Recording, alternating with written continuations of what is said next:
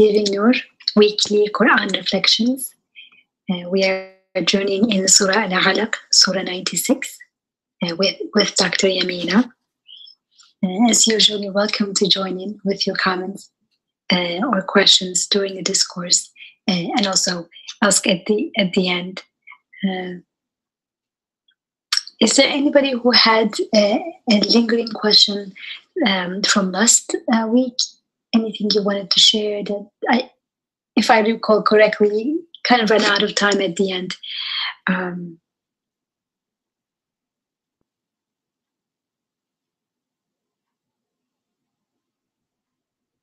Okay, and you're welcome to bring in during the discourse as well. So without further delay, I will turn to Dr. Yamina to lead us in tonight's session. Jazakallah khair.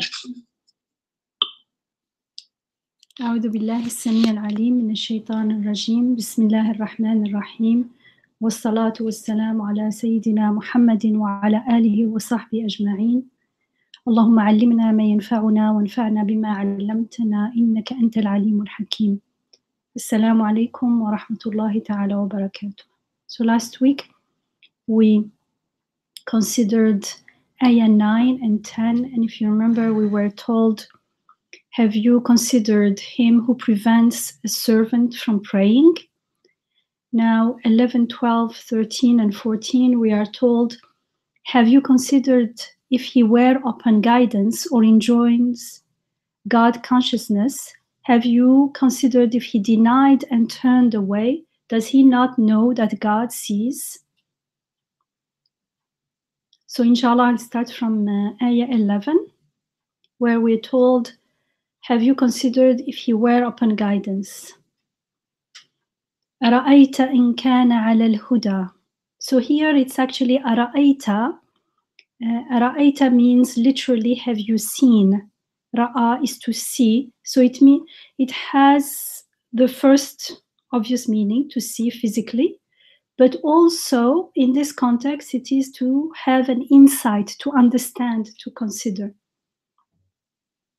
And al-huda is definite here, and we've seen in other passages in the Quran, when it's al-huda, it means the guidance, because there is only one guidance, and it is divine guidance. True, genuine guidance is always from God, from our Rabb, from the sustainer of all words, of everything, the one who the mulk belongs to, the one who has sovereignty and control over everything. And then in ayah 12 we are told أو أمر بالتقوى, or enjoins God consciousness. It means, wouldn't that have been better for him, the one who prevents a servant from praying? Wouldn't it be better for him if he had chosen guidance and enjoined God consciousness and piety, rather than to disbelieve in God, in the truth, and reject his guidance, and prohibit praying to God and bowing and prostrating to God? So this is a reminder of how poor, how foolish this choice is. And it's a pity that he denied and turned away from his Rabb's guidance, as we are told in ayah 13, and deprived himself of the benefits of Iman and Taqwa, God consciousness and piety. Now, since we understand that God is speaking to us in this passage, in all the passages in the Quran, it means to us or to the audience, to whoever is listening to the message. So right now, this message is primarily a guidance for us, inshallah. So we first apply it to ourselves before we can apply it to others if required. And we talked last week that, remember that the occasion of revelation, Sabab al-Nuzul, cannot limit or hinder the broader meaning of the ayah, of the verse, and its wider and more general application. Even if there is an occasion of revelation, it can only help us, and I had used the word, it can be a springboard. We can use that to understand better. But at the end of the day, we are the primary audience. And it is to the extent that I can relate to the message of this passage, this ayat, and apply it in my life, that I can recognize it in others and take a stand. Sorry.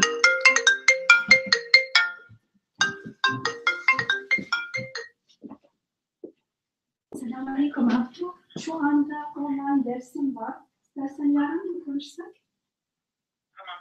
Allah'a emanet. Allah'a emanet. Ve aleyküm selam ve rahmetullah.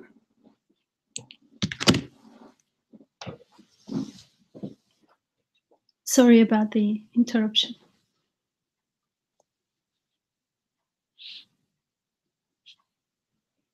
So I was talking about, again, we are reading this passage primarily for ourselves. Dr. Yamina, I muted you, so please. Sorry. Yeah. Sorry for the interruption. And so I was saying that, as usual, we read the Quran primarily for ourselves. We are the primary audience. And it is to that extent that we can relate it to events out there, to other people out there.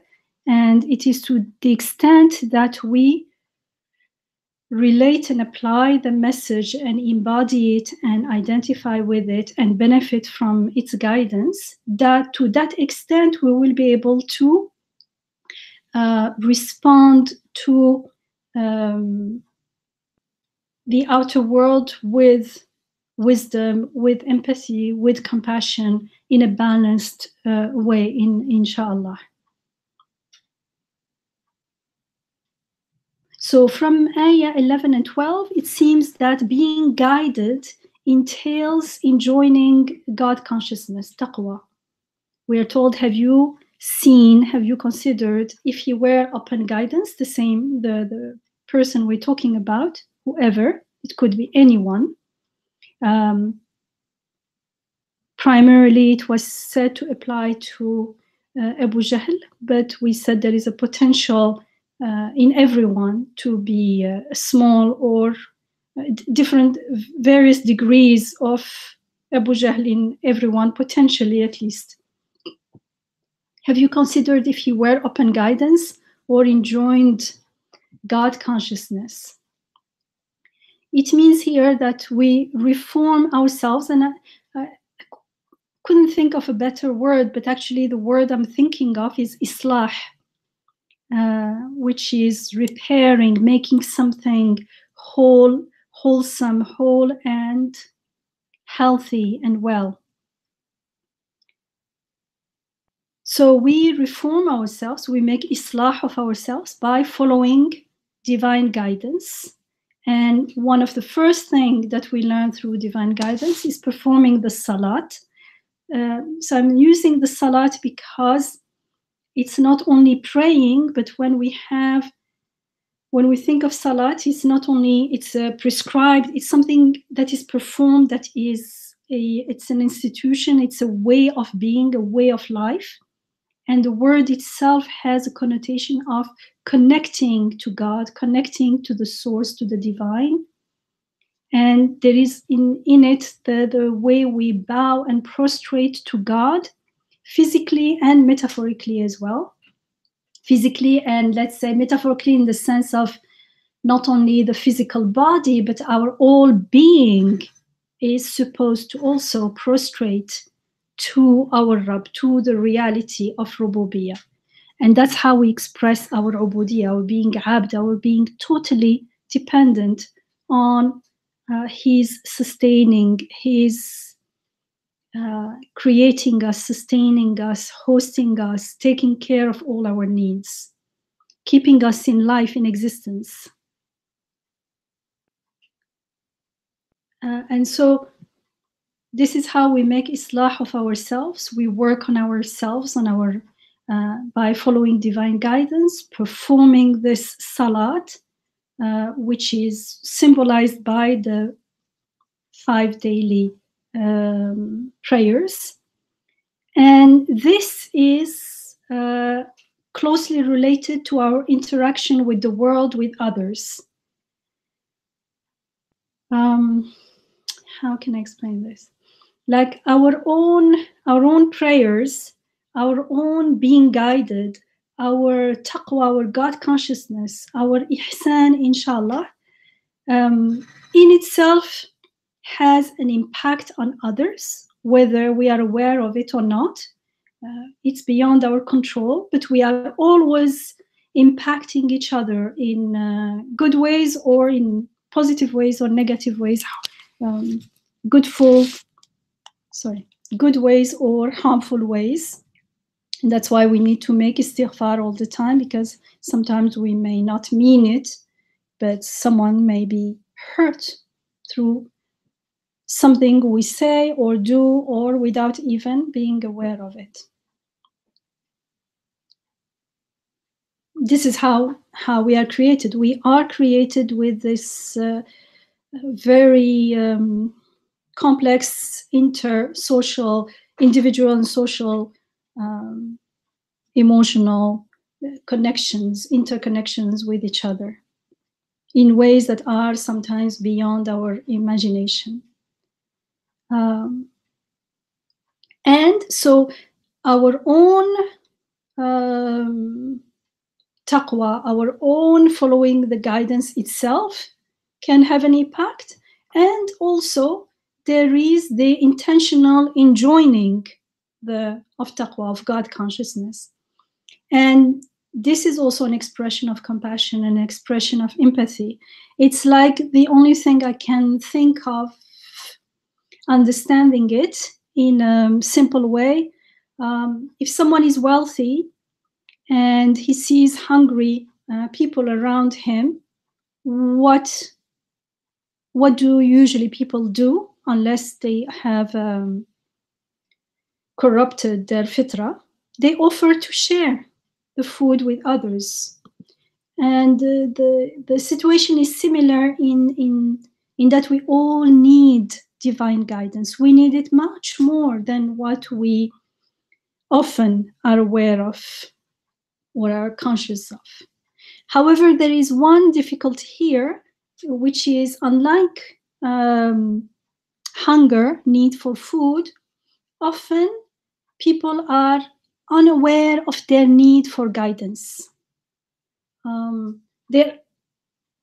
Those needs are usually identified with something else, and usually people believe that some other worldly things, worldly solutions can satisfy those needs or that need. And they don't realize that those things are harmful. It's like junk food. We're trying to nourish our spirit with junk food. And because of that unawareness, not being aware of the need truly, it becomes not easy to to communicate with others and enjoy taqwa. But to the extent that we live it, to that extent, we will be able, not only we will be able, it's like, if it's your reality, that's how you interact with people. It's not like you decide, right now let me go around and start da'wah, as some people say. It's not about particularly da'wah, but it's who you are, how you speak, what you believe. That's it. People share with others what they value, what they believe in, whoever We are, however we are, this is how we are going to be with others. And the next ayah, in the next ayah is in ayah 13, we are told, أَرَأَيْتَ إِن كَذَّبَ وَتَوَلَّى. Have you seen, or have you considered, if he denied and turned away? So first, what attracted my attention in this ayah is the verb denied, كَذَّبَ. It doesn't have an object. It's a verb that's repeated a lot in the Quran. Probably you remember in Surah Al-Rahman, فَبِأَيِّ آلَاءِ رَبِّكُمَا تُكَذِّبَانِ is repeated so many times. That's the same كَذَّبَ, to deny. And so here, because there is no object, you wonder, what does this person who imagines himself to be independent, to be self-sufficient, meaning to be independent of his Rabb, what does he deny? It's left open, and usually when it's left open, it means it includes all the possible meanings, and those possible meanings, where do we get them? They are already mentioned in the Quran in other passages. And what is the most repeated is denial of ayat, يُكَذِّبُونَ بِآيَاتِ اللَّهِ, God's ayat. And so when we think of God's ayat, what comes to our mind is two kinds of ayat. The ayat in the Quran, the message of the Quran, and what the message of the Quran tells us is everything in the creation, everything in the world, all events, all things are ayat. So they also automatically, those who deny the message, the ayat of the Quran, are going to deny the reality that everything in the creation bears a message from its creator. And then there is the denying of the messengers of God, al-mursaleen or rusul. And then there is denying of the hour, meaning the day of judgment, and the resurrection, and also the hereafter, Yawm al-Din. There is also denying of haqq, the truth, and denying of deen, which can be understood the way of life that we are guided onto. I don't want to use the word religion because deen does not mean religion in the way we use it, because everyone has a deen, either the deen of based on truth or based on falsehood. Because the way we use it is like some people can have no religion, but everyone is worshiping something. Either we're worshiping the true object of worship, the one God, our Rabb, our creator, our sustainer, or we're worshiping other things, other false gods, idols. And remember, idols are not necessarily some little statues, and they are not necessarily out there. What makes things into idol, things or ideas into, is our attitude towards them. The relationship is of idolatry. It's our worshipful relationship towards them, how we view them, how we seek help or fame or something, some benefit from them when they cannot sustain, they cannot provide such benefit. It's based on a delusion from our part when we do so. Astaghfirullah. And as we can see, all these things, all these objects of denial, they are very closely interconnected, in the sense that if we deny one of them, then we automatically end up implicitly denying the others. And the second thing that attracted my attention is the verb turn away, وَتَوَلَّى. And turning away from the truth is related to denying it. Actually, in the beginning, I wondered why the two are used. It seemed to me like it was redundant, but I'll come back to that point. And the turning away is associated to many things in the Quran. I'll just share a few. One of them, for instance, in Surah 3, Ayah 32, we are told, say, pay heed unto God and the Messenger, and if they turn away, truly God does not love the disbelievers. So turning away from God means what?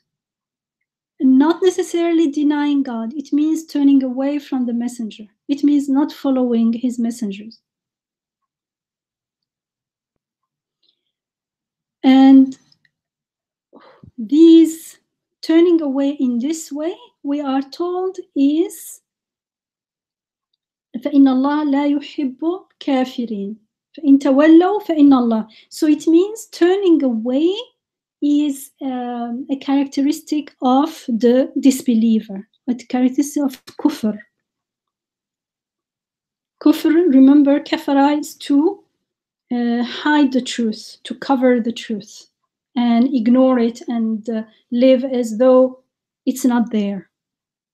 And turning away is very similar. So it's like turning away is a characteristic that is something, an action that leads to kufr. In 336, we are told, and if they turn away, فَإِن تَوَلَّوْا فَإِنَّ اللَّهَ عَلِيمٌ بِالْمُفْسِدِينَ. Behold, God has full knowledge of the corrupters, the spreaders of corruption. So turning away leads to spreading corruption, because when we turn away from the truth, it means we are following something else other than the truth, upholding something other than the truth, valuing something other than the truth, and that in itself is a corruption of the wholesomeness of the truth. In Ayah 20 of Surah 8, we are told, O you who have believed, يا أيها الذين آمنوا أطيعوا الله ورسوله ولا تولوا عنه وأنتم تسمعون. Pay heed unto God and his messengers, and do not turn away from him now that you hear. So turning away from the truth means turning away from God. Turning away from God means turning away from his messenger. And what makes the messenger a messenger is the message that he brings to us, not only through the Quran, but through his own. He embodies the Quran, the way he lives. That's why the messenger is important. Not as a person, but as a messenger.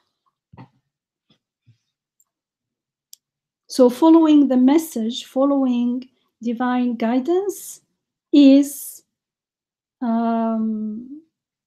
important. The opposite, not following divine guidance, is turning away in this sense. So there are many senses that, and they are all different aspects of the same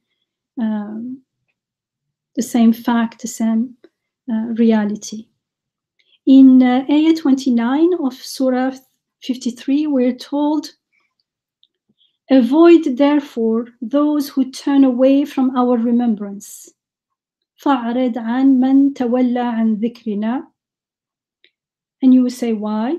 Like, why should we avoid those who turn away from God's remembrance? We are given the answer in the second part. وَلَمْ يُرِدْ إِلَّا الْحَيَاةَ الدُّنْيَا. And care for no more than they only care for the life of this world.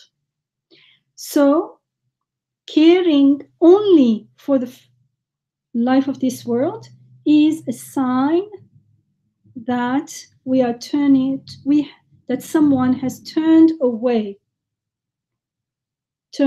from the truth, turned away from the remembrance of God.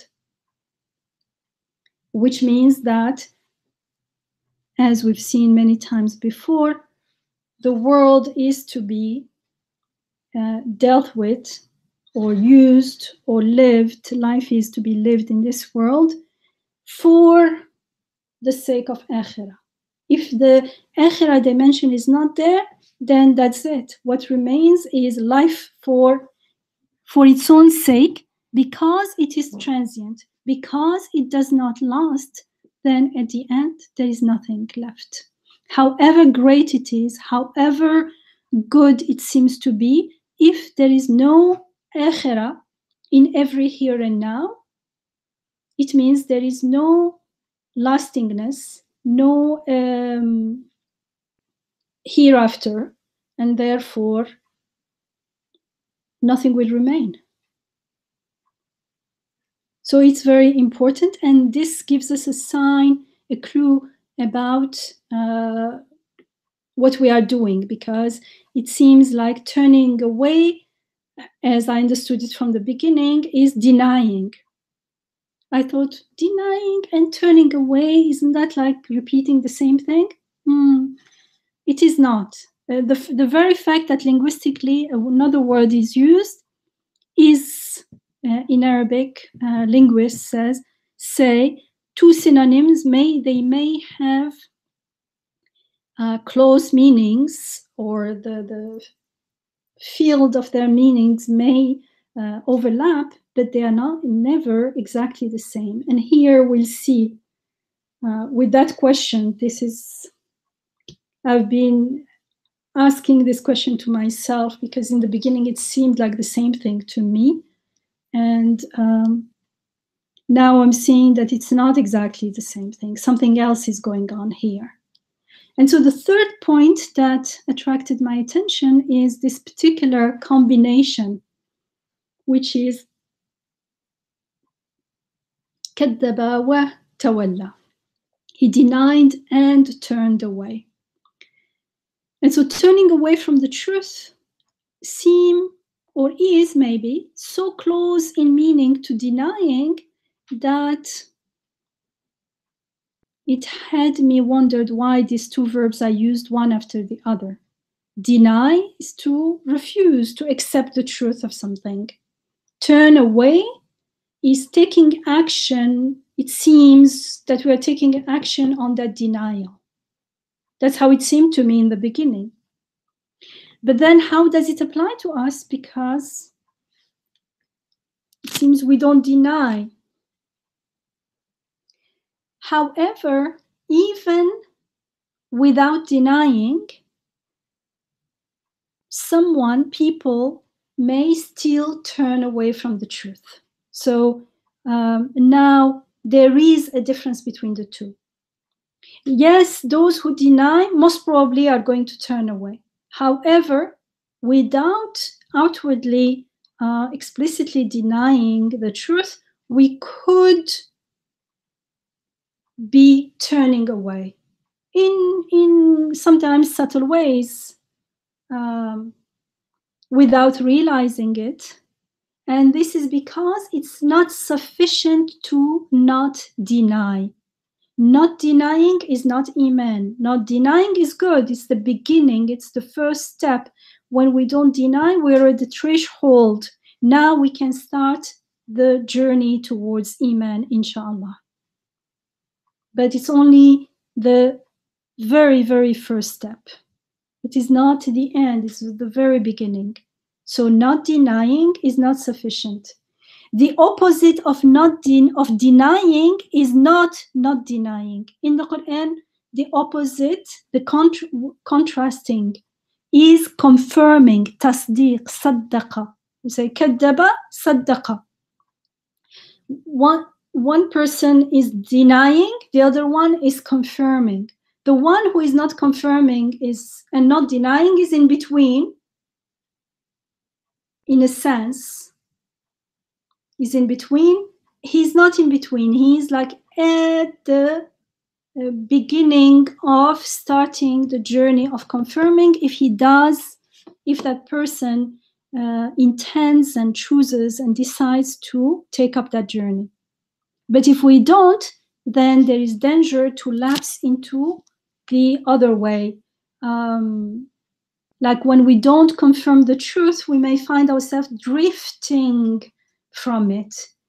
And this is a form of turning away, even if it is not intended. But the fact is that we need to intend to embrace the truth, to confirm it and embrace it and follow it. And when we are not doing this, it's not an excuse. We cannot say, I was not aware of it.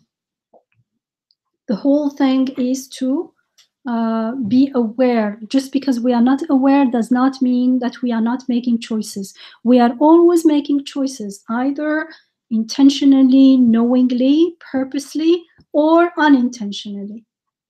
And so wouldn't it be better if we make choices knowingly?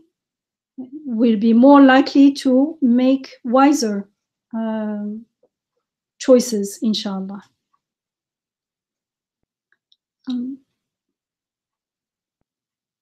So the combination of these two verbs, كذب وتولى, is found in two other places in the Quran. In Surah Al-Layl, which we did study together in the past.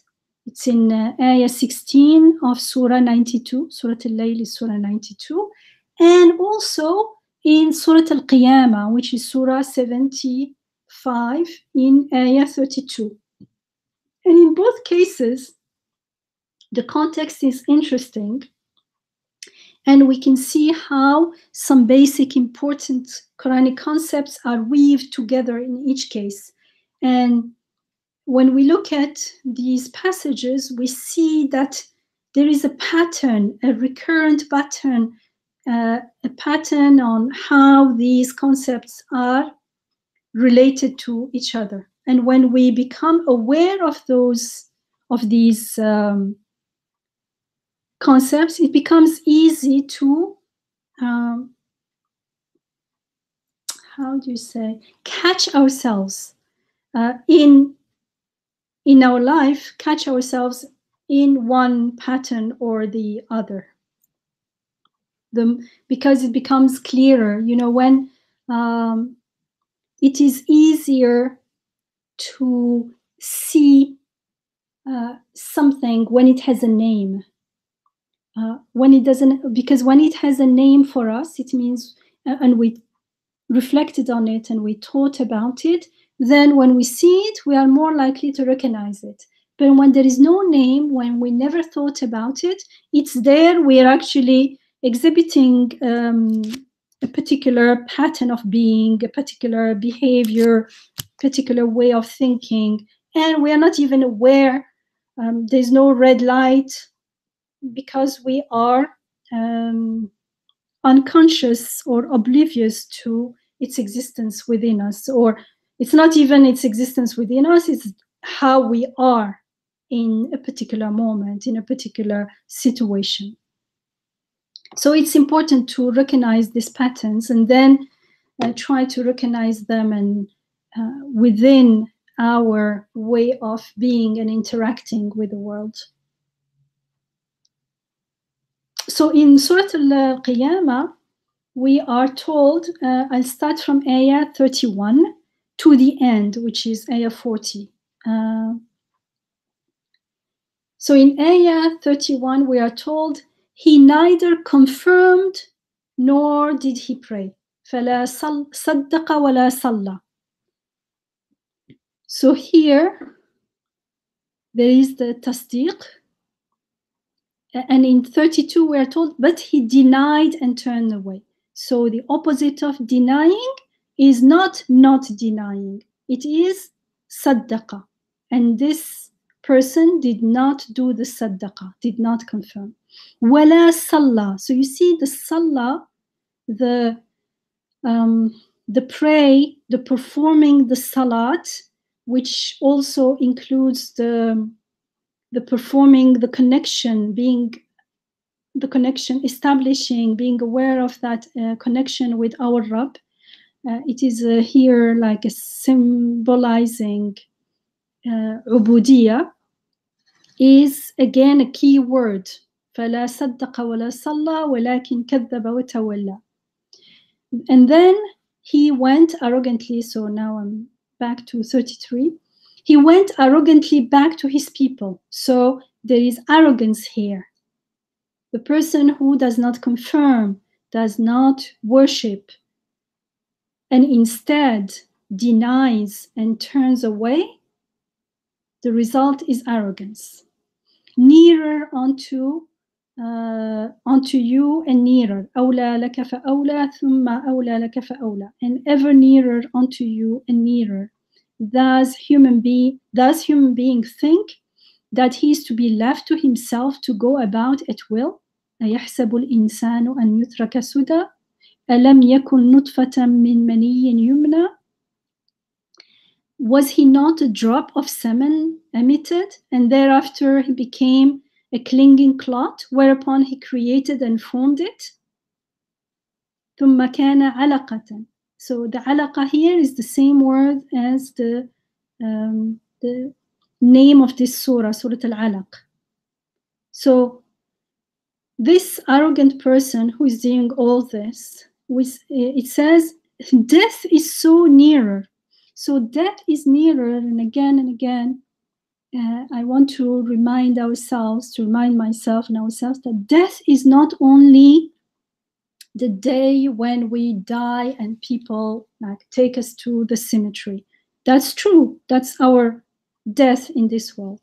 But before that last day, we are experiencing smaller death on a daily basis. Actually, we can take it on an instant basis, but at least we can understand on a daily basis that yesterday is not here, the day before is not here. You can go on weeks and months and years. They are not here. They're already gone. I'm already gone. Like the last day of my life in this world, only that day will be the last day. All the days and the years before, they have already gone. It's not like all my life will end in one day, in one instant. It's already gone. So we are in a constant being sustained in life again and again. And therefore, the other side of the coin is, if we are given life again and again, it means something is leaving again and again. And of course, to perceive and to be aware of the reality this way makes it easier for us to witness, to make shahada, to observe that not only we are sustained and we have a Rabb, but also that we are being recreated, that being resurrected. We sleep, we go to sleep, and then we wake up in the morning. And if we think of it on the phases of a human being's life, especially in the first years of a child, like every few months it's a new being. The whole body, everything changes. And this being is the same, but the body, everything changes. So who is sustaining and creating and fashioning and forming this being? ثم كان علقة فخلق فسوى. And each time sawa is to be formed, but in the best way, in the most appropriate way, in ways that we have no clue. We only observe it after it is done. So we are going, because often part of the denial is denying resurrection, as if it's too far-fetched, when it is a reality that we are living on a daily basis, and especially as children, and we may not remember our childhood. We can maybe look at pictures, but we can look at our children, the children around us, and then see, you have people in your family, in your friends. You see the children after a few months, and lo and behold, it's a new creation, a new being, subhanallah. especially when they are very young. And here we are reminded of that reality of ours. And it says, does human being think that he is be left to himself and go about at will?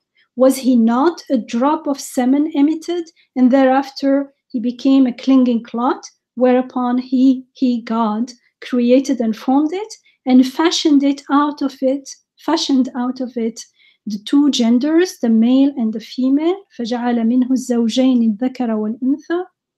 Does he who can do all this not have the power to bring the dead back to life?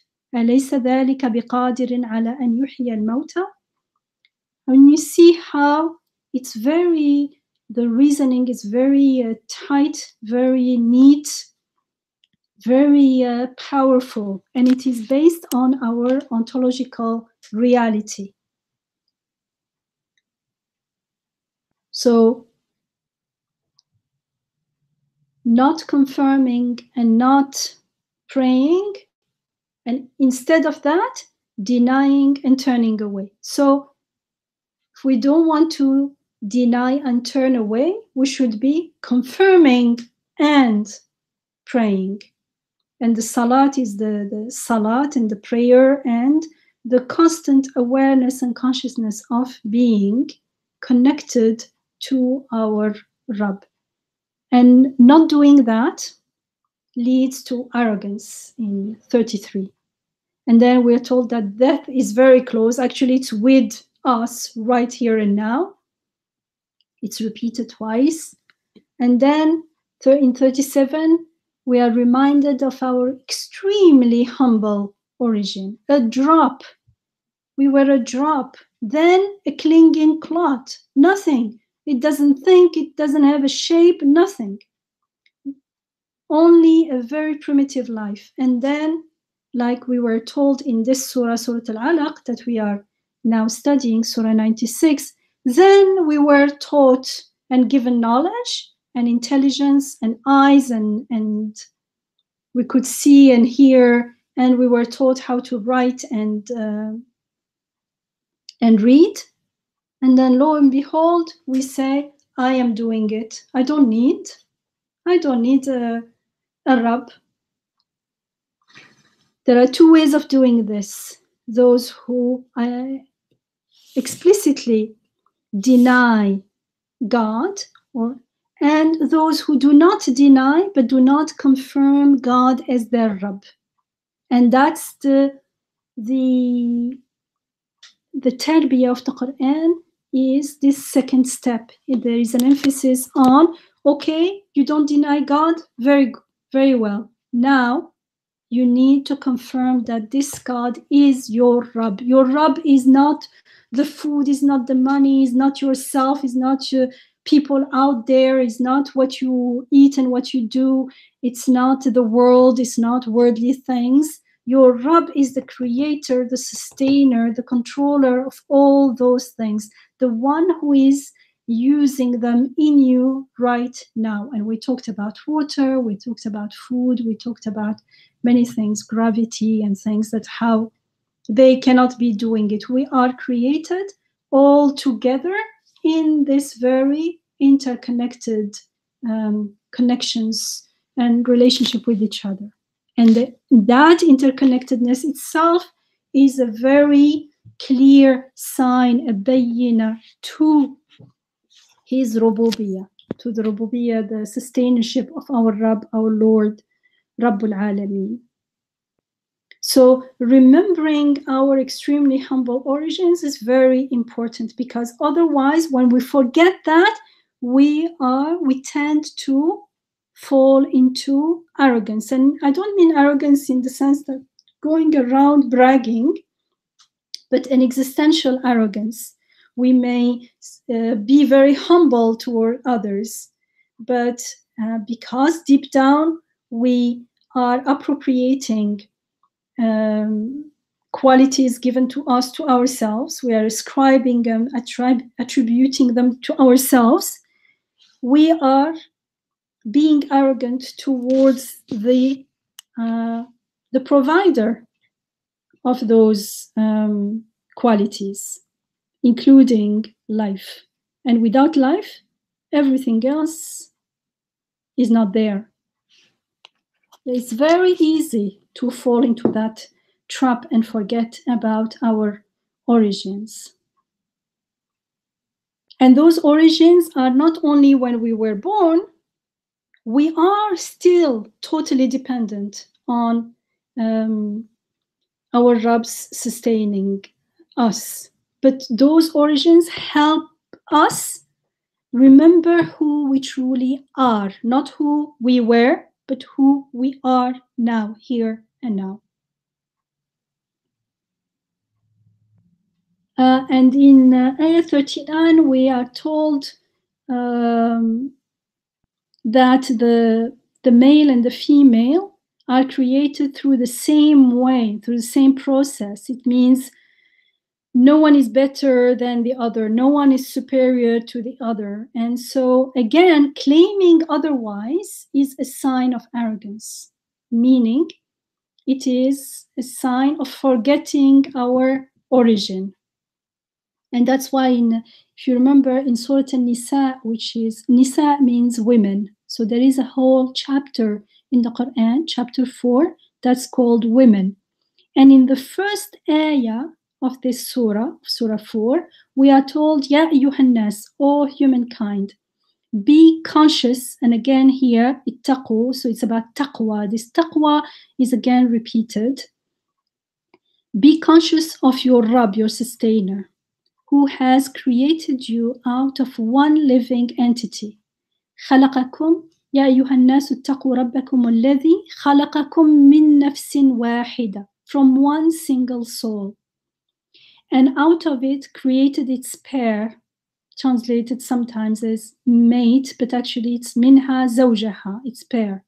وبث منهما رجالا كثيرا ونساء واتقوا الله الذي تساءلون به والأرحام إن الله كان عليكم رقيبا. And remain conscious of God. So be conscious of your Rabb who has created you of one single soul, and out of it created its pair, and out of the two he spread abroad a multitude of men and women. And remain conscious of God, in whose name you demand your rights from one another, and of these ties of kinship, family relations. Truly, God is ever watchful over you. Inna Allah kana alaykum raqiba. So you can see that this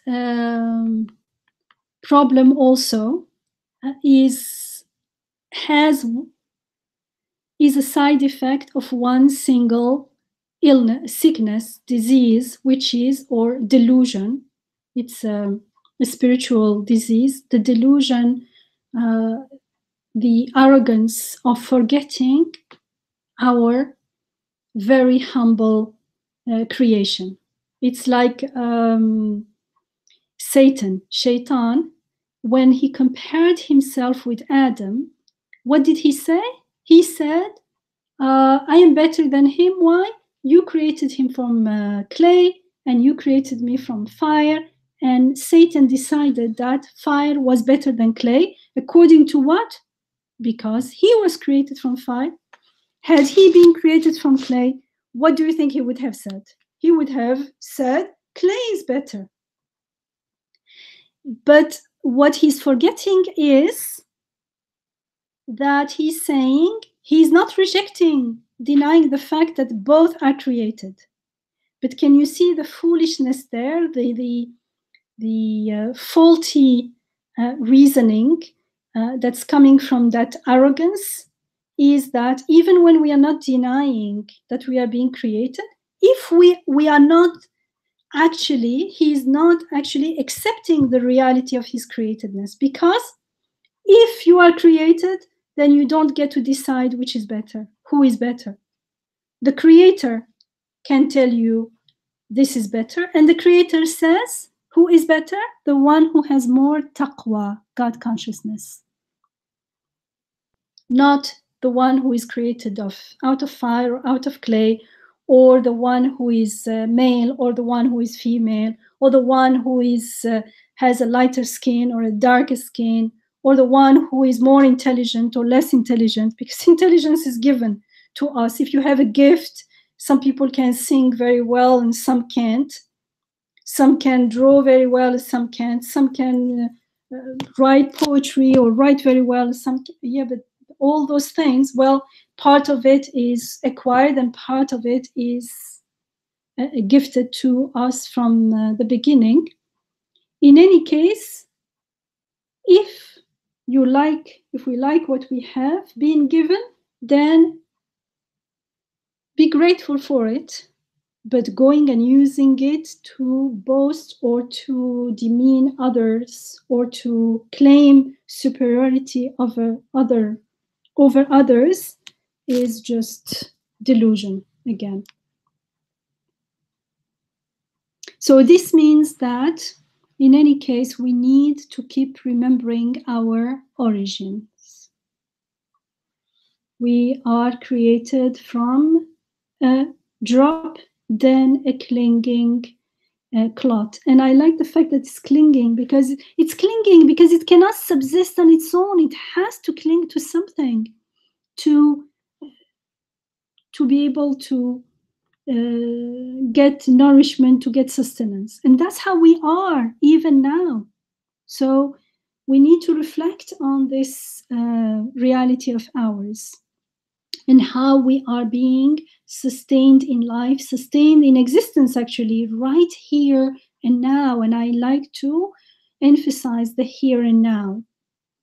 And because when we forget this reality of ours, we tend to become deluded and we start reconstructing our identities for ourselves. We can pretend that our occupation is who we are or where we come from, and usually it's not, we don't identify with one thing only. We have so many things, and all of them constitute our identity. Now, the problem is not there. The problem is how we relate to that identity. If we imagine that's who we actually are, then there is a serious issue there. Like status and that. Yes, your family may have a particular status. You may have wealth. You may have knowledge in this. They are all occasions for being grateful. And they are something that is given and can be taken. Something, it's not who we truly are. That's not our, who we truly are is our ubudiyah. We are abd. Anything else is, yes, it's like our physical body keeps changing. We're getting older. Once we're adults, we don't change as quickly, but we still change. We're getting older and older. Even our physical body, our looks change. And so our thoughts change, our emotion change, our physical, maybe social, whatever, situations and everything can change. You can change your career or anything. So they are part of our life, but they are not who we truly are. And so it's not about those things being in our life, but it's about how we relate to them. And while doing so, we may disregard our need for guidance because we think that, okay, we are busy, we know what we need, we have our plans for life, everything is, we're working hard to create the life that we want, or so we think. And we forget that our true destination is akhirah. And if we deny akhirah, then it's death. That's it. That's our constant reality, is death. That's why it is repeated again and again in the Quran. Because if it's like saying, if this is the path you are taking, then it's an impasse. It leads to death, and death will be the end of everything. And that death can reach us anytime, anywhere. So it's not like guaranteed, I have 30 years more, now I can live my life accordingly. Not at all. Even, I mean, mind you, even if it were possible to know that I have 10 years or 20 years guarantee, still, the fact that I know that at the end all will finish still will have an impact on the quality of my life here and now. And the fact that there is no guarantee and that can happen anytime is even, I mean, there is no way we can truly enjoy life and be at peace with it if there is nothing after death. And that's why the only way people who do not believe or confirm akhirah, because we may not deny it, but we don't know, it's not part of our life, they can live sanely in this dark world. Is the only way is by trying to forget it and ignore this reality. Because if there is no akhirah, if death is the end, then there is no light, the light of meaning. There's no lasting meaning. There is no purpose. There is no true destination.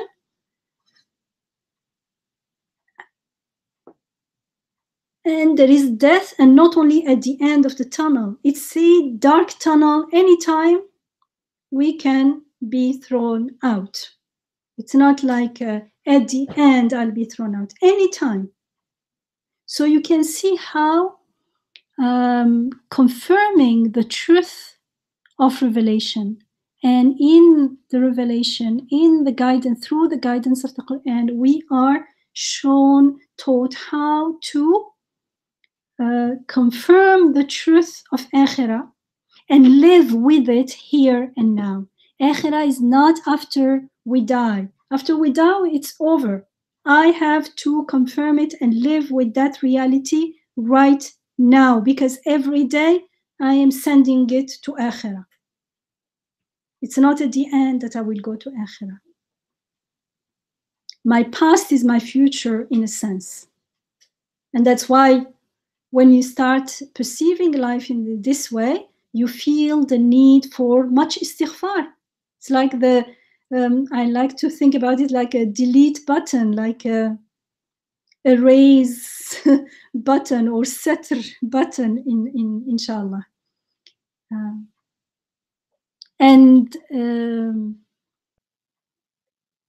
So when we become, when we don't try to forget the dark reality of life without akhirah, then we feel the need for guidance. It is a need, a need that we feel not only emotionally and spiritually, but even in our body. It's a true need. And when the light of divine guidance reaches us, we will, inshallah, inhale it, drink it, eat it, the names of God, the beautiful names of God, when we start witnessing them in the world, when we start witnessing the face of God, wajh Allah in everything, then it will nourish us, not only nourish us emotionally and spiritually, it will totally transform our life, inshallah, and bring light to it. And the next is in Surah Al-Layl, which we did study together. In Surah Al-Layl, we are told, it's Surah 92, by the way, we are told, consider the night, Layl means night, as it veils in darkness, and the day as it rises bright, and what creates the male and the female. Your striving is most surely various. There is the one who gives, who is mindful of God. And again, the mindful of God is فَأَمَّا مَنْ أَعْطَى وَاتَّقَى. So you can see that taqwa comes again and again. And taqwa is not only being conscious of God, and it's all conscious of God here is not only a state of being, but when there is if it is truly a state of being, it's going to translate into action. Action, inner action, outer action. Inner action, our thoughts, our feelings change, are transformed, and our outer actions start also transforming. It's going to, it has an impact on everything. So it's not only, oh, I know. If one example someone gave once, and it's like, it makes sense. If you are walking in the street and they say, or, well, the example was a truck coming, but like, let's say, applying the example if we are sitting somewhere and they say, oh, there is fire. Not only it's a fire alarm, because sometimes the fire alarm is not, it's just a little smoke, there is a fire. No, someone is coming, running and saying there is fire. Run away and ask for help. And we are not concerned, and we sit and we neither ask for help, not do anything about it. What does it mean? It means we're not taking whatever was told to us seriously. If we take it seriously, either we are not concerned about our safety and the safety of other people, or we are irresponsible. Or if we are sane and responsible and we don't take action, it means we say, okay, I heard you. That's what we do with revelation. We say, okay, I know there is akhirah, and then carry on as if there is no akhirah. Totally focused on life. Or we think akhirah is from Friday to Friday or from prayer to prayer. What about in between? How about all our life?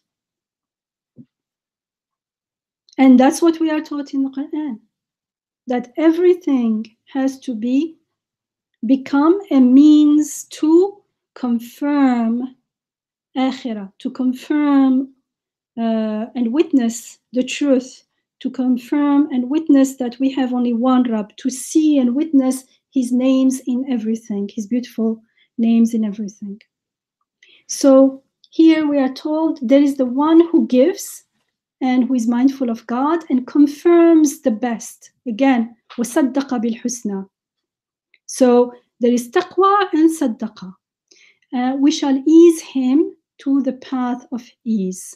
But as for him who is miserly, I think, and thinks that he is self-sufficient, and self-sufficient is the same word, wastaghna, and denies the best, وَكَذَّبَ بِالْحُسْنَى. Again, the same word. We shall ease him to the path of hardship, and his wealth will not help him when he goes down.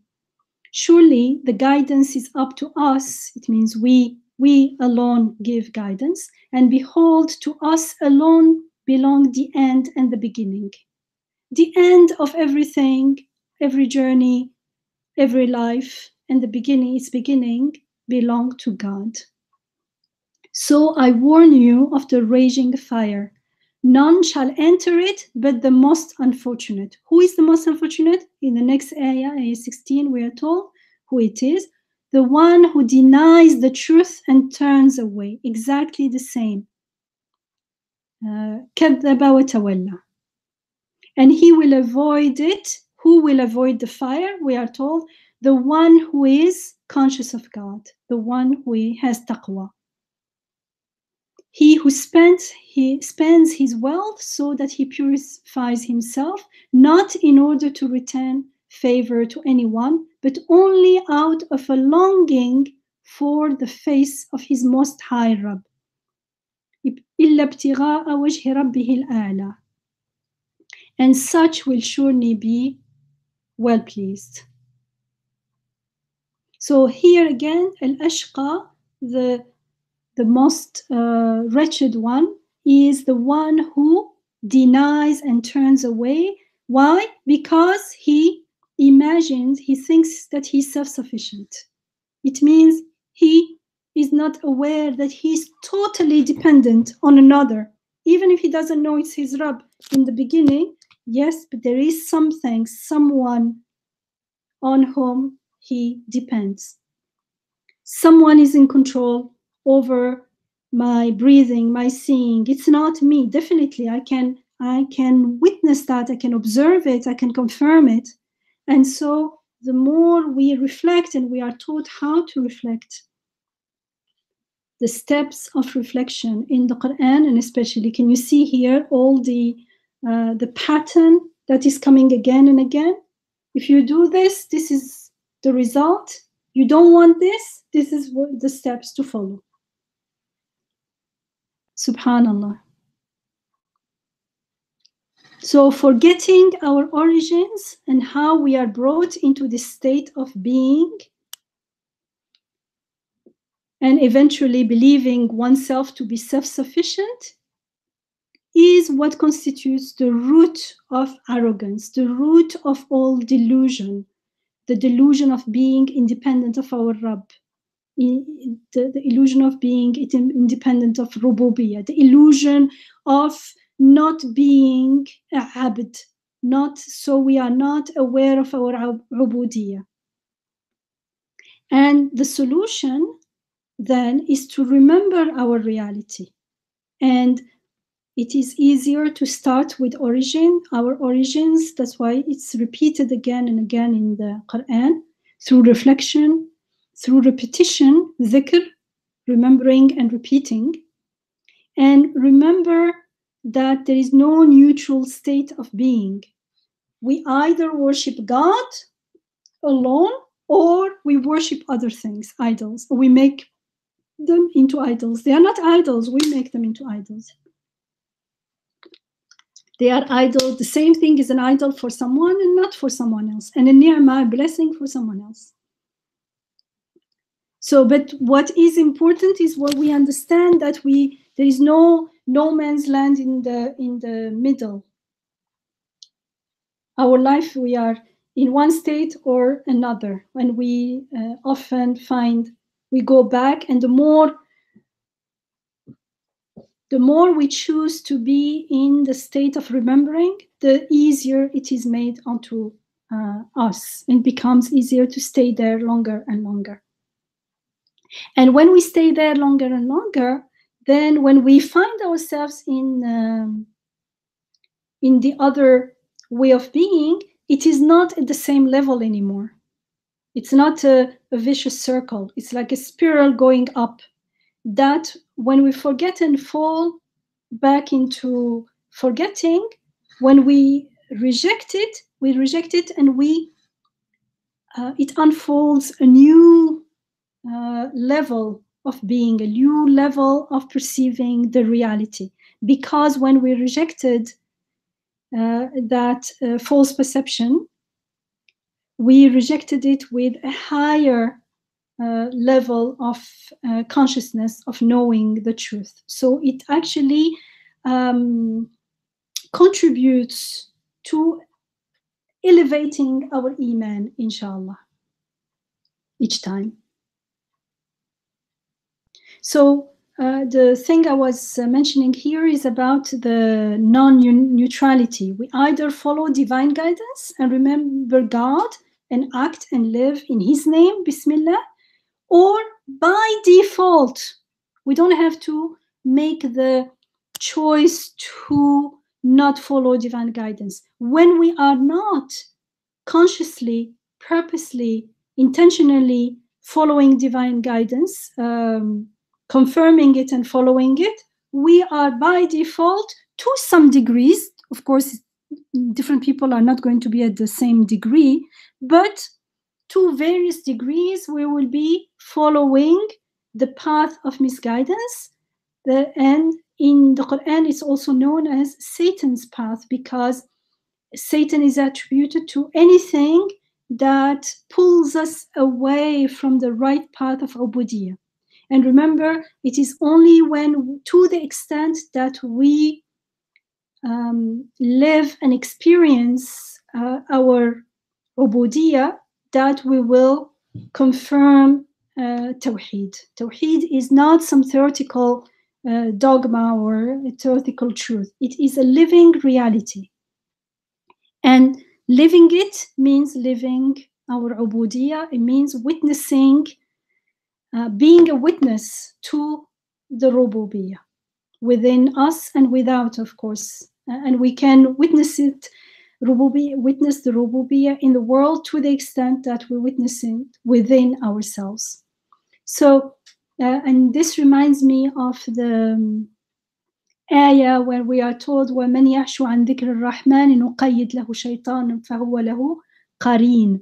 Whosoever turns blindly away from the remembrance of the compassionate, we assign to him a Satan who becomes then a companion unto him. Literally, qareen, it's understood, it becomes like his other self. Because when we are in a state of ghafla, we are not aware, we don't have a criteria with which to become suddenly aware of that we are drifting away from the right path. We have to be acquainted, familiar with the right path in order to recognize that we are drifting away and say astaghfirullah and make tawbah and come back. And if we are mostly there, then we don't recognize the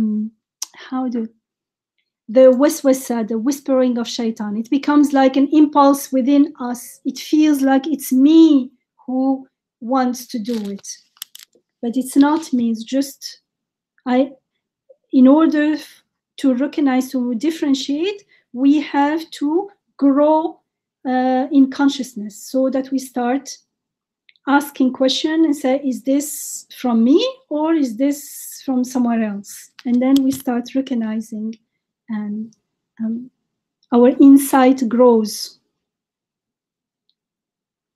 In Surah 58, Ayah 18 and 19, we are told, on the day when God will raise them all from the dead, the day of resurrection, they will swear before him as they now swear before you, thinking that they are on firm ground in their assumptions. Truly, it is they who are the liars. The emphasis is in the Arabic as well. أَلَا إِنَّهُمْ هُمُ الْكَاذِبُونَ. Next ayah, we are told Satan has gained mastery over them and has caused them to remain oblivious to the remembrance of God. Such as these are Satan's partisans, Hizb Shaitan. Truly, it is the partisans of Shaitan who are the losers. So, when we are not busy with dhikrullah, with remembering God, with seeking his face, his countenance in everything, what replaces it is Satan. Shaitan will become like a second self within us. In Surah 4, Ayah 37 to 40, we are told, those who are niggardly and bid others to be niggardly and conceal whatever God has bestowed upon them out of his grace. And so we have readied humiliating suffering for the disbelievers. So there are those who do not believe, and they are stingy, and they want others to be stingy as well. They live in scarcity. Why? Because it says, and they conceal whatever God has bestowed upon them, because they even if they don't deny God, emotionally it feels as if it's my wealth, my property, my knowledge, my whatever we say, and we hold on to it and we cannot share it. There is another stage, we are told, and those who spend their possessions, here they spend their possessions. So it's better than those who do not give and hide it. Those who spent their possessions on others to be seen and praised by people, the while they believe neither in God nor in the last day. And he who has Satan for a companion, again, Qareen, how evil a companion he has. So can you see this person is actually giving and sharing, but not further from their possession, because he's giving, but he thinks he's giving from his own possession. At the same time, he does not believe in God, because even if we don't deny God, if I think I'm giving from my own possession, where is God in this? If I believe in God, it means, how do I know God? Through, for instance, he's giving me something, and when I give it, I actually confirm akhirah, because when I give it, I confirm that he is the giver here and now and forever. And the forever is the dimension that looks not only to wajh Allah, the face of God, but also to akhirah, to the hereafter. And so here is saying doing it not in the name of God, not believing in God in akhirah, is again an example of Satan being a qareen, being a second self. Because it is Satan, either I recognize the reality, the truth that it is from God, or if I believe it's from me, that delusion is from Satan. And then we are told in Ayah 39, and what would they have to fear, these people who give, if they would but believe in God and the last day and spend, be careful here, not out of their possession, and spend out of what God has granted them as sustenance. And God has indeed full knowledge of them. He says, I'll carry on. 40, we are told, truly God does not wrong anyone by as much as an atom's weight, and if there be a good deed, he will multiply it and will bestow out of his grace a mighty reward. Isn't that beautiful? We are told, look, the first group, forget about it. They don't want to give. They are hiding it. Although deep down they know that it's given to them. The second group is much better. They are giving, but they are giving to be praised by people. Their giving is not a means to know God or the last day. And it's in Ayah 39, we are told, 439, we are told, why are they doing this? Since you are giving, what if you just believed in, you believe in God and the last day and give, but not out of your possession, it means your knowing, your perception, your consciousness will change out of what God has granted you as sustenance, which is the truth. And when you do that, we are told in 40, there will be one good deed will be multiplied. God will multiply the reward. And of course, so for those who are generous, why not acknowledge the source of the blessing and give in his name, in our Rabb's name? And the good news, the multiplication, we can see,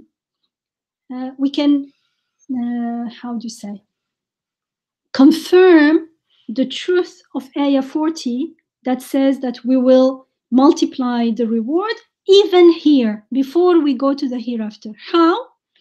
because there is good news for us here and now in the giving.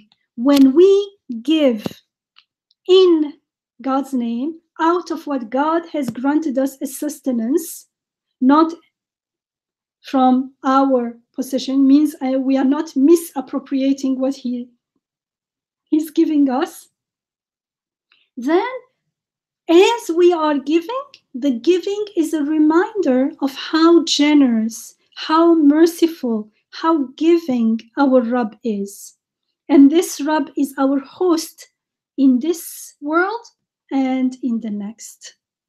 Of course, the next world is also confirmed in His names when we witness and confirm His generosity, His mercy, His compassion, His givenness, because that givenness, that generosity, that mercy is all encompassing, it is eternal, then it is not limited by my giving, then it points to beyond this world, beyond death, beyond our limitedness.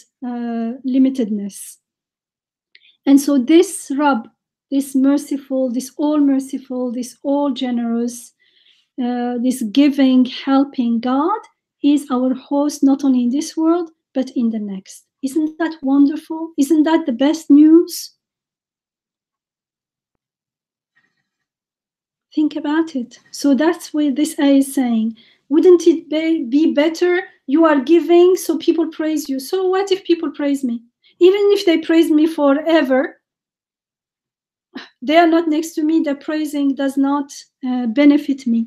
And the fact that everything is passing, the fact that we are mortal, the fact that we are transient and everything is transient makes their praising can't be our goal in life. It can't add meaning to our life.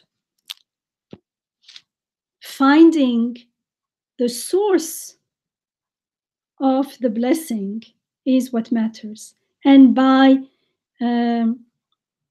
once I find the source of the blessing, I have to confirm it again and again and remember. So remembering is not only through words, but through action as well. When I give in the name of God, He is the giver. This is from His blessings, not mine. Each time I am giving in His name, I am remembering God in the giving. And that remembrance benefits me firstly, benefits the giver firstly. And of course the others, because it is given in a beautiful way, it is given in a generous way, there is no, in an honoring way, there is no humiliating the others, there is no condescending attitude, there is no expecting something in return, because it's not from me, just going through me. That's it. And as it goes through me, I become the living witness, the channel that can witness the generosity and the givenness. And the result of that witnessing and confirming, it gives me the opportunity to confirm and to believe بحق اليقين, with the certainty of experiencing it. And the resulting good news is primarily for the person and of course for the people around. It becomes all husna, beautiful and good, inshallah. So I'll stop here. Alhamdulillah, alhamdulillah, alhamdulillah الذي هدانا لهذا وما كنا لنهتدي لولا أن هدانا الله لقد جاءت رسل ربنا بالحق. آمين والحمد لله رب العالمين.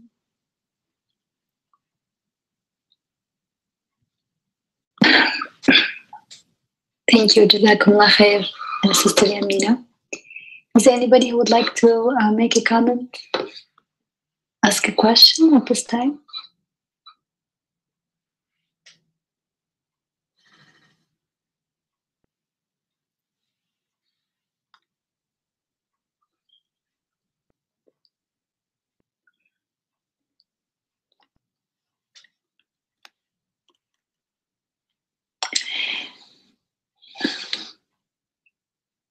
Okay, then on that note, then we will stop here for tonight, and inshallah we'll continue next week. Inshallah. Jazakumullah khair, Dr. Yamina. May we live with these gems. Inshallah, ya Rabbil Alamin. And thank you everyone for joining us. Assalamu alaikum. Wa alaikum salam.